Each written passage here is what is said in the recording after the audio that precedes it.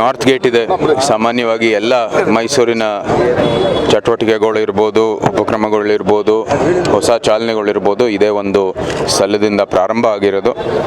ಅದೇ ಒಂದು ದಿಕ್ಕಿನಲ್ಲಿ ಇವತ್ತು ಕರ್ನಾಟಕದಿಂದ ಕೇರಳ ರಾಜ್ಯಕ್ಕೆ ತೆರಳುವ ಶಬರಿಮಲ ಅಯ್ಯಪ್ಪ ಸ್ವಾಮಿ ಭಕ್ತರಿಗೆ ಮೈಸೂರು ಜಿಲ್ಲೆ KR ನಗರ ತಾಲೂಕಿನ ಚಿಕ್ಕಕೊಪ್ಪಳ ಗ್ರಾಮದ ಒಂದು ಡಿ ಪುನೀತ್ ಅಭಿಮಾನಿ ಬಳಗ ಇವರ ವತಿಯಿಂದ ಈ ಒಂದು ಆ್ಯಂಬ್ಯುಲೆನ್ಸಿನ ವ್ಯವಸ್ಥೆಯನ್ನು ಮಾಡಿದ್ದಾರೆ.